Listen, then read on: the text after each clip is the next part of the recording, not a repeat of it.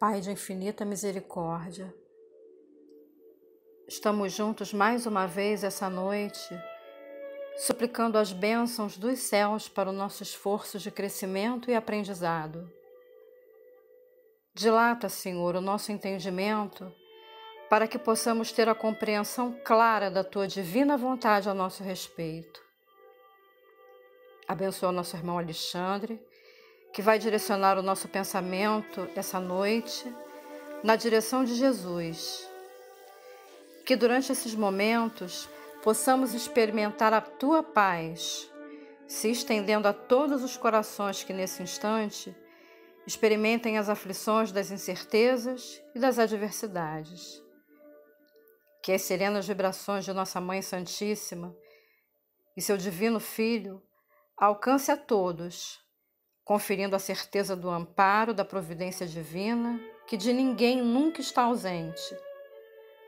Entregues a Tua graça, te devotando as nossas melhores aspirações, te suplicamos. Seja sempre conosco, Senhor. Graças a Deus.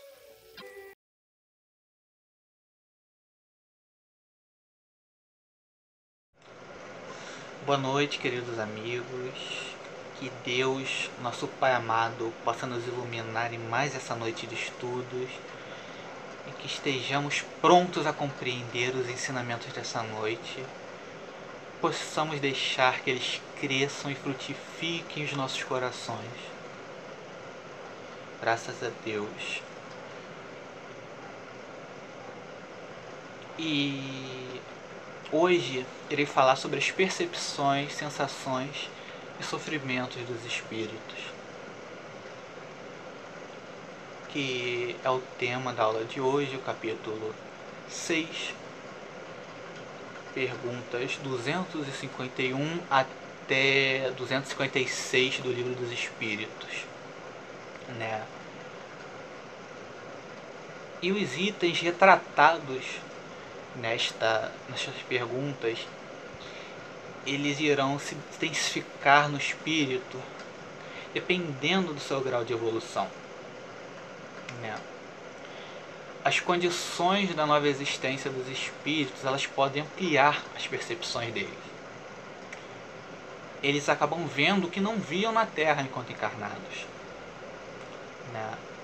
E portanto eles acabam sendo mais libertos, né? Eles compreendem seus erros, eles retificam suas ideias e eles acabam se desvencilhando dos prejuízos humanos, né? Um espírito que é menos evoluído, um espírito que denominamos muitas vezes de espírito inferior, né?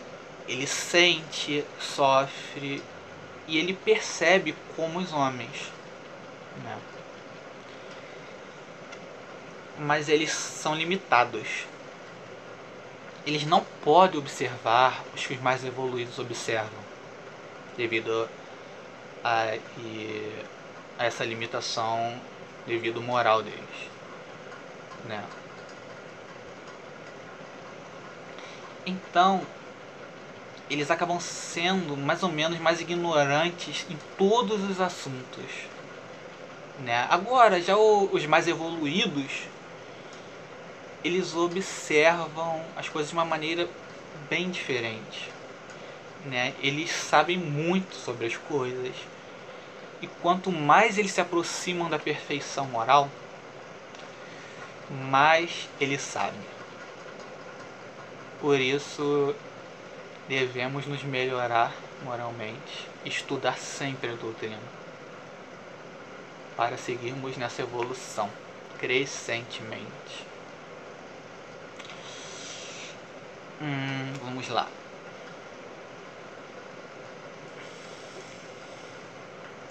A luz, a música, o repouso do espírito e o sofrimento do espírito,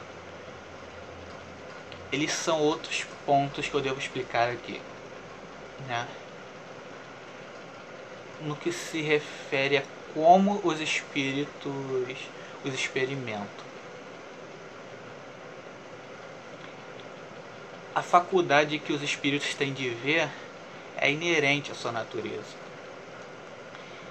Ela se difunde por todo o seu ser, como a luz num corpo luminoso, por exemplo.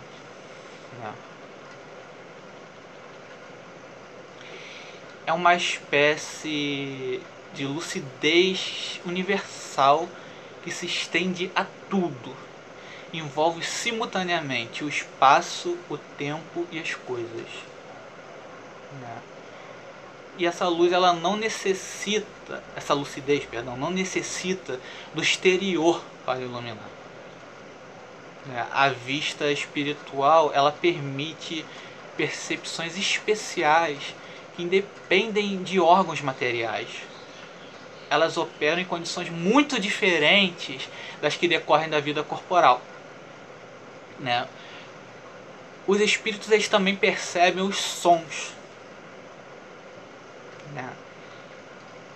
E percebem de uma maneira, digamos que mais refinada que nós encarnados. A música que os espíritos ouvem, ela é denominada como música celeste. Essa música, ela não se compara à música nossa aqui no mundo carnal,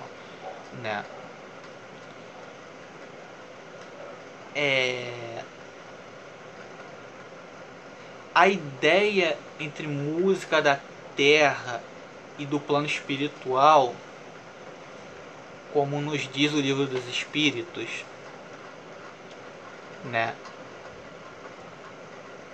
ela se define da seguinte forma: uma é para a outra o que o canto do selvagem é para a suave melodia. E infelizmente os espíritos inferiores, eles não podem perceber essas suaves melodias tanto quanto a gente, e podendo então sentir certo prazer ao ouvir a música terrena. O sofrimento nos espíritos, ele se dá de maneira moral, e esse sofrimento, por vezes, são infinitamente maiores que as dores físicas. Esses sofrimentos, eles são chamados de angústias morais. Os espíritos, eles não sentem necessidade de repouso, porque não tem mais os órgãos físicos que necessitam do descanso para se restabelecerem fisicamente. Então, o repouso dele, ele se dá de forma moral, porque as atividades dele, elas são intelectuais, Então o espírito, ele repousa no sentido de não permanecer numa atividade constante. E quanto mais o espírito é evoluído, menos ele precisa de repouso. Se o espírito, ele sente a necessidade de repousar por fadiga, é porque ele se encontra numa inferioridade espiritual. Por vezes nós ouvimos dizer que alguns espíritos se queixam de frio, de calor, e isso se dá por uma impressão trazida da vida material. Normalmente isso acontece quando eles se lembram do seu corpo físico.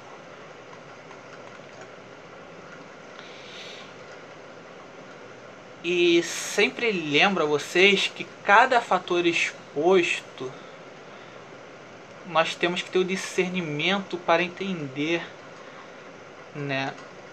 que certos efeitos causados nos espíritos dependem do seu grau de evolução, da sua puridade. Um espírito que é superior, ele não sofre as ações dolorosas que comumente vemos causadas aos espíritos inferiores. Então, a pergunta que faço: o que faz um espírito sofrer tanto, então? O que faz o espírito sofrer tanto é a miséria dos sentimentos, que por vezes pedimos justiça a Deus, mas não nos preocupamos em ser justos.